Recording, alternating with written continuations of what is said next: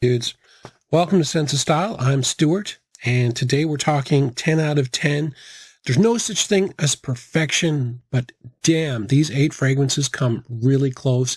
There are no dogs on this list at all, not even anything mediocre. These are all really good quality, great scents. You're in for a treat.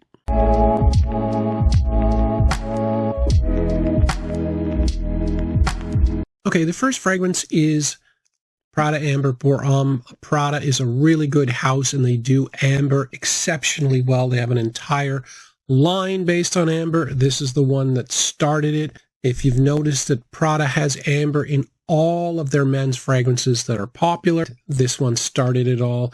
If anyone's going to get amber right, it's this house, and they sure did with this one. There is some amber in it. There's a subtle sweetness, but really this highlights the use of saffron. If you want to know what saffron is and smells like, this is a good fragrance to try. It's a very clean note. It is an extremely expensive, kind of peppery spice. There's tons of saffron in this, and then there's a musky quality.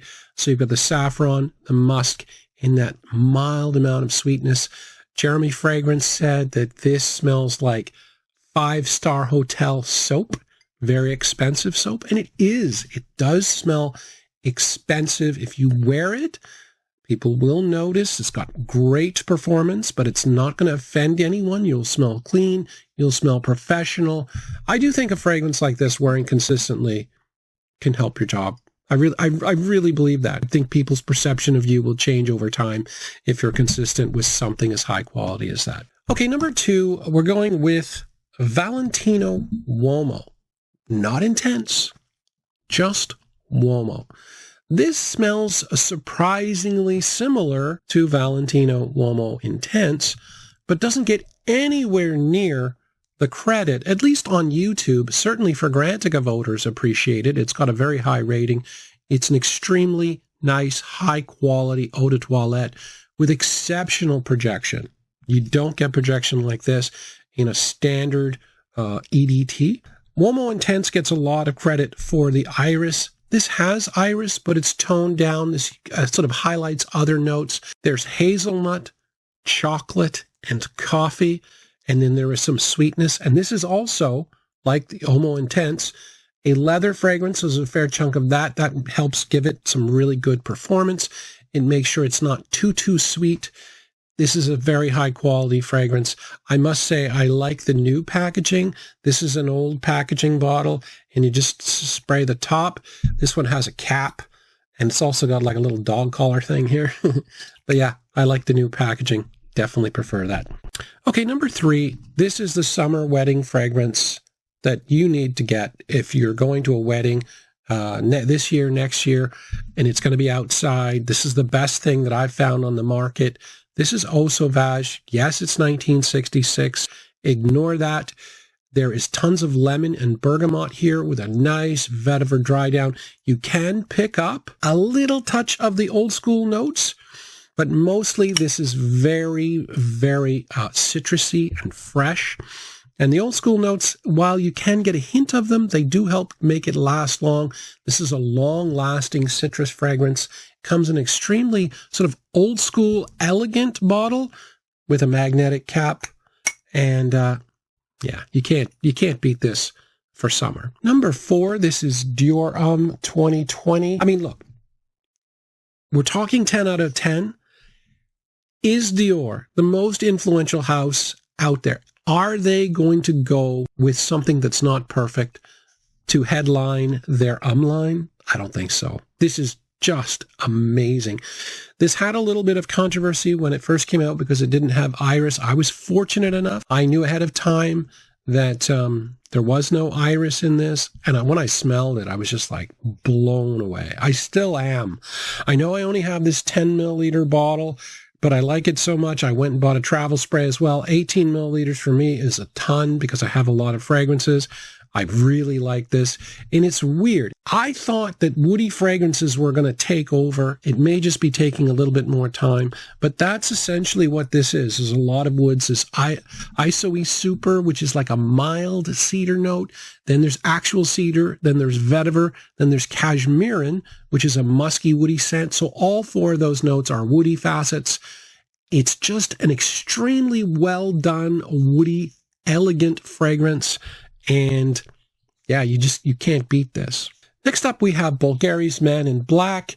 And I always say the same thing about this fragrance. Always. This has everything that you want in a dark fragrance. It's got it all. It's got spices.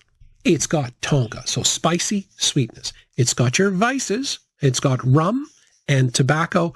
And then it's got a lot of leather to really help the performance.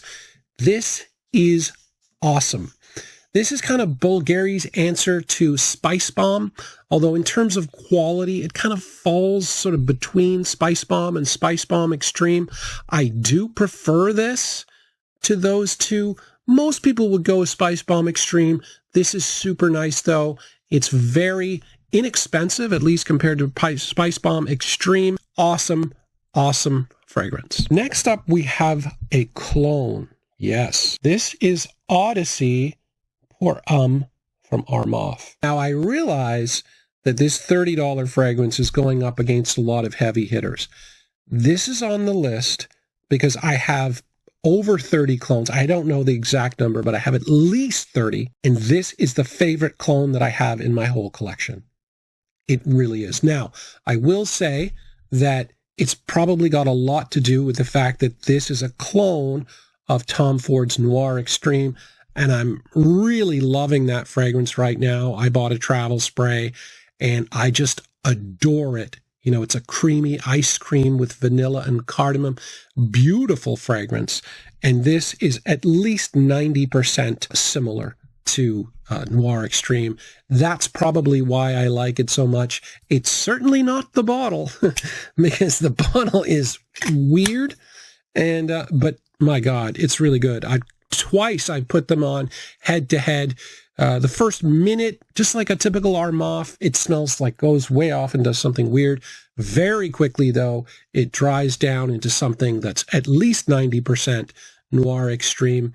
It doesn't have, and this is kind of a difficult thing to describe, I got that there's a kind of a smokiness in Noir Extreme that doesn't have here. But other than that, it's pretty much the same, and I love them both. I mean, it's so nice to have a clone of a very expensive fragrance because I can wear this the vast majority of the time. I adore this, and I've worn it a ton already. Next up, we have Issey Miyake's Noir Ombre, and that's exactly what the name says. It is noir, dark, and it's amber. This is actually quite similar to Parfum de Marly's Habdan. The interesting thing about Habdan, though, is it's a deep, dark, probably too deep and too dark a fragrance. So it's not very popular in the YouTube community, whereas this really is because it's a little bit more fresh. It's a fresher version of it. One is a really expensive niche fragrance. This is well, I have to admit, it's an expensive designer fragrance because it ain't cheap, this one. But it's still designer compared to niche. This one gets a lot more positive hype than Habdan does, and it deserves it. Now, basically, you're getting vanilla and amber, so 2 helpings of sweetness. You're getting a fair chunk of leather, smooth things out, and then cardamom and a lot of saffron. And I think the saffron saves this, makes it bright enough and appealing enough to wear. There is a lot of cinnamon in this too. This is really good stuff. And this is the fragrance, well over 300 fragrances in my collection. The best presentation in terms of boxes and packaging that I've gotten in any fragrance that I bought. Complete 10 out of 10. Finally, an absolute classic fragrance, Givenchy Gentleman EDP. When you think of all the fragrances that this has spawned, all the flankers, the tons of them, and it's because this was so popular. This is an interesting twist on the sort of whole iris thing that the Dior started. Givenchy said, look, we're going to go iris, but for a youthful audience, we're going to go very sweet And they did. And they pulled it off. This has a lot of iris. It's a little bit less lipsticky than the Dior version because they've added vanilla and tonka. Tonka or amber, but there's a ton of sweetness here to go with the iris. It works really well. It projects well. It lasts a long time. It's super popular. And every time I did this video, I practiced it on two separate days. Both times I went home and put this on because that's how much I like it. Anyway, thanks for watching, dudes. Have a 10 out of 10 weekend. Peace and love.